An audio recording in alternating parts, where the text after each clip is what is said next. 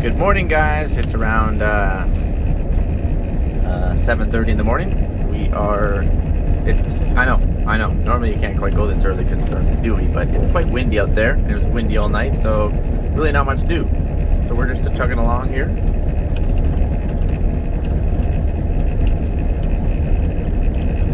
So we're on these canola swaths, and there's definitely more straw there in these low spots than what there is grain, that's for sure. And in some places, the actual straw is actually so thin that you can't hardly pick it.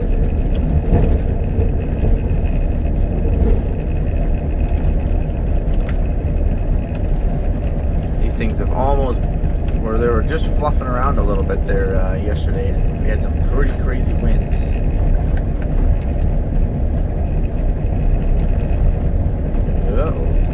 Whoa.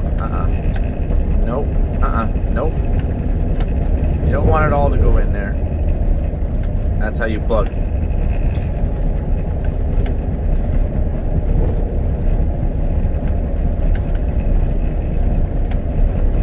There we go. Now we're off to the races.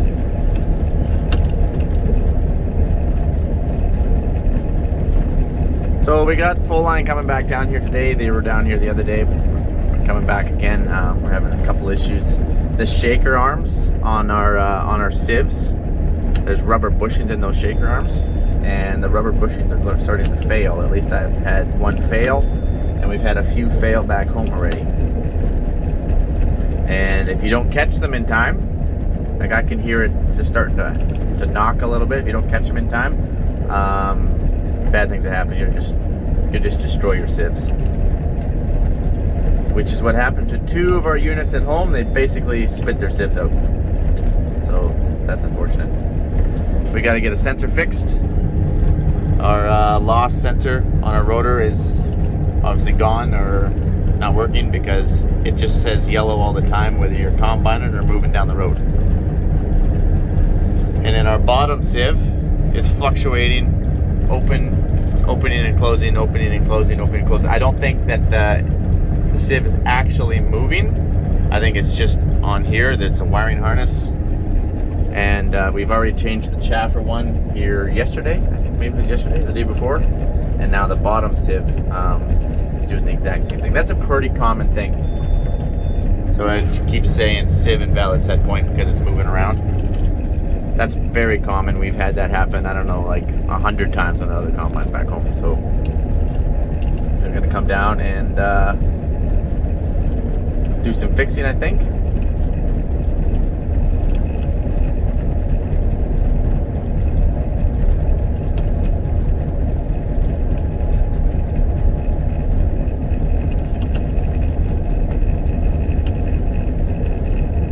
Mike, where's your pickup screen? Like normally there's like a plastic shield over your feeder house here to keep, the canola from beating off your fingers. I have no idea why that wasn't installed, to be quite honest with you, but I would probably highly recommend it.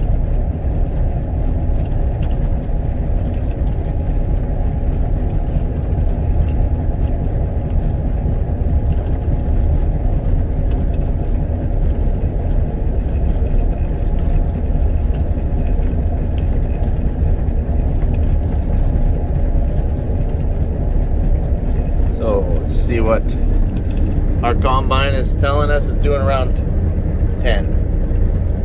Oh. Yeah, that's about what the trucks are telling us too.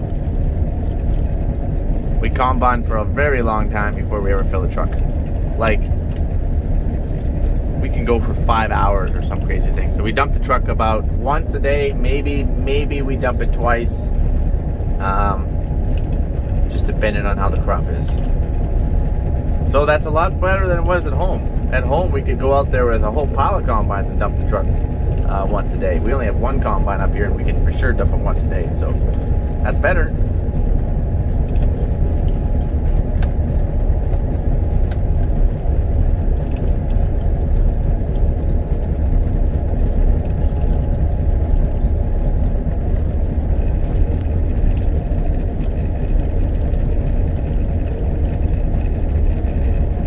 So as I said before, it's a high priority to get this stuff combined.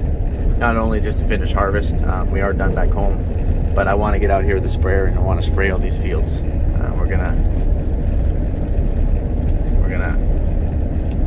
We're gonna brown it off out here. That is our goal. No, we're not gonna till it. We're gonna spray it.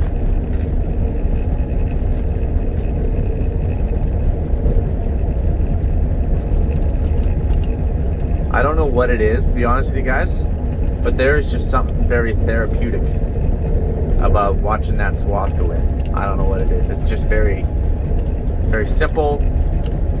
It's very easy. No auto steer required. It's like watching fire.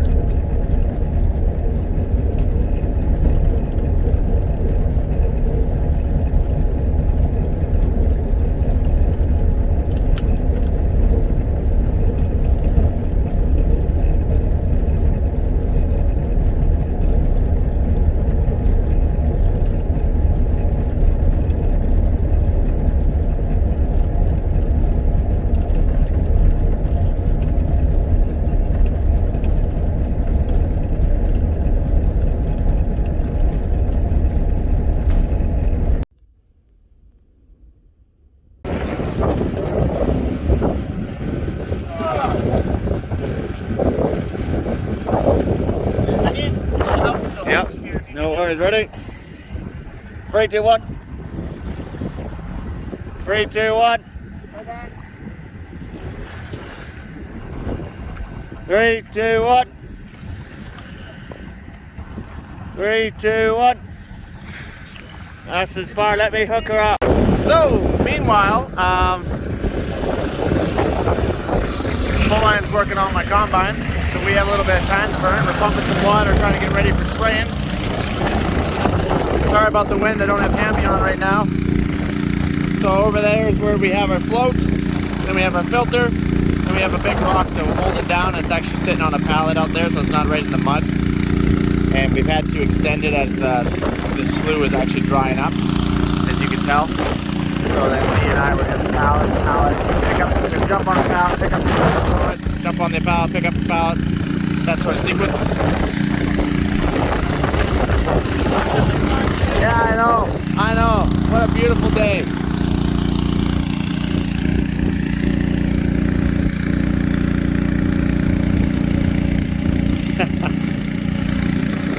So we're just gonna huck these pallets over the hose.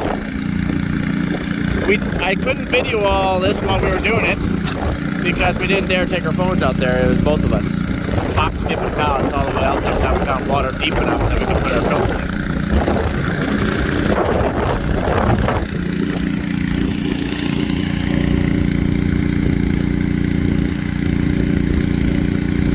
We need hip waders, I guess.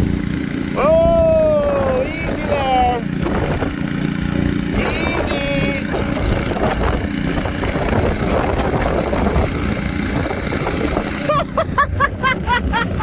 Oh man, I don't mean to laugh, but your boot saved you, buddy. Your boot saved you. Here.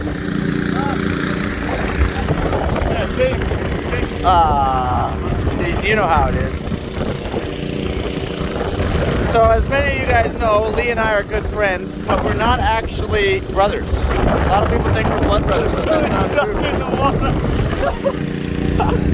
There's suction in there.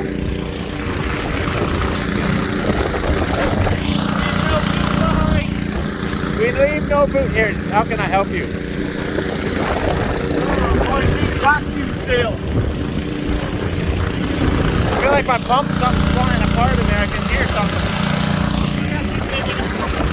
I don't have any, I don't have a shovel. Yeah! Woo! Okay, I'm gonna let you guys go. The wind's ridiculous. All right, now we're back at the combine. It is supper time now. Levi and, what did you say his name was? Dominic. He's also an English guy. They were here working on the combine all day. We got all the sensors. The sensor was broke for the rotor loss. It was broken half. I guess I should have just showed you guys that. But anyways, they put another wiring harness on for the sieve actuator that kept moving around. Fix that. But we did find one issue. Oh yeah, and that sieve.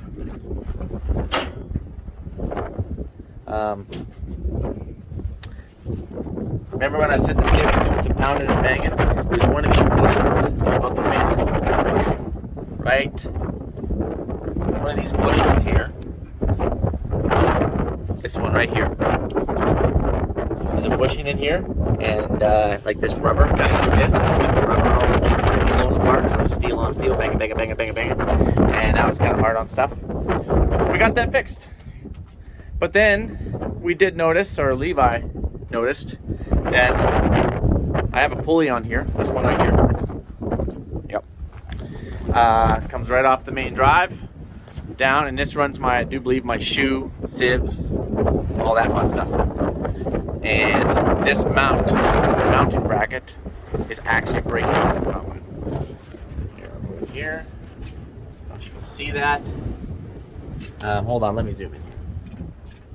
Oh, sorry about that. See that hairline fracture, that crack in there? See that weld is actually broke all the way through.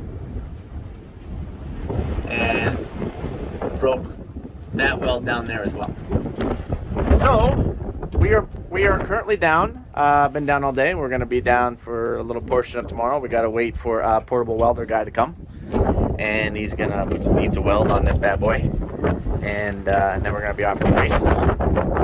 Mike, do you think it could be that everything was hammering away in here? Well, that actually might have been hammering here, and that could cause like issues here, but not up here. Not up here. This, no. So anyway, no big deal. Right, Lee? Nope, we can fix it. We'll fix it. Get it fixed. We're so close to being done. We are literally 120 acres away from being done combining, you guys. It's so dang close. Sorry about the wind, but we'll catch up with you tomorrow. Adios. Oh yeah, so here we are. We're back. I want to roll your window down there, Lee. Look at these swaths. So these canola swaths were rolled, and it's gotten up to 80 kilometers here today, and they are now rolling away, unfortunately, and that's very sad. No, they're not my swaths, but it's just very sad to see that. Our swaths that were not rolled are actually okay so far, because we swathed ours east and west, and the wind is coming directly out of the west, so it's blowing down. That's how you would want to. These swaths are north and south, obviously, and that is just not super good for them. Sorry about that. So Mike, I have a question. Yeah, what's that?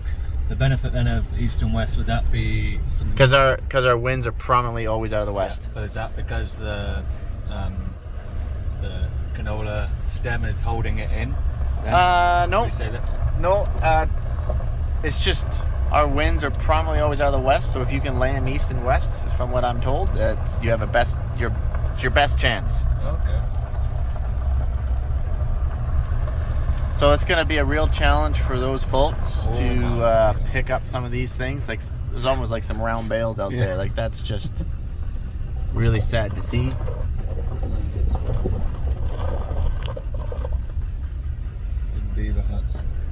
Great big old bale there. It's not even been baled, but they're just rolling. They're all tumbling into each other, and of course this stuff can shell out as well, so that's the other downside. But yeah, unfortunate, you guys. It's unfortunate, but that is farming, I guess. It's farming. And these canola swaths are actually only a few miles away, but they're east and west, and they're still in place. Not that an east and west swath can't move. It will. It can. It's just if the wind gets under it, it's gone for sure. If you can keep it for the wind, don't get under it, then you're fortunate, I shall say. Oh, there's a couple clumps out there trying to go, wants to be free. So if you have like an Invigor canola, like they have really good pod shatter technology. if some rolls away, yes, it's a pain in the butt. You got to go and clean it all up, and you're never going to get it all, and some's going to shell, but at least it won't completely be gone. The stuff that we're growing, if it started to roll, it is shelling just thinking about it. I'm pretty sure I've got some canola shelling in the swath just going like this in the wind, and it hasn't even moved. So obviously there's different canolas better than others when it comes to that sort of thing. We still chose our variety, which was Nexera. I don't know if I'll grow it again, just due to we have a crushing facility right close to us, and they pay typically a bit of a premium for that particular canola. So on that note, we're gonna let you guys go. And I think I maybe been doing too many videos lately, so I apologize if we get a little bit backlogged again. I don't know if I'm gonna go back to a video a day. I'm just excessively busy. I would like to talk about some other things, some other topics actually, like fertilizing, chemical, maybe leasing versus financing, different things like that, different topics like that. But I just haven't had the time. That kind of stuff takes a little bit more prep work than just throwing on my camera and showing you guys and talking about what we're doing. And right now I have got way too many irons in the fire, and until I can start pulling some of those irons out, that just won't happen. But that is a goal, so stay tuned for that. I'd like to talk about some different stuff with you guys, so brace yourself. And we're getting closer to soil sampling season, and hopefully we can get together with Ken, remember Ken Wall, and start talking about soil health and what our fertilizer plans might look like for next year, and so on and so forth. Okay? Adios, amigos. So stay tuned for all that fun stuff. Hopefully we can do a whole pile of that in the fall and winter. Adios, amigos.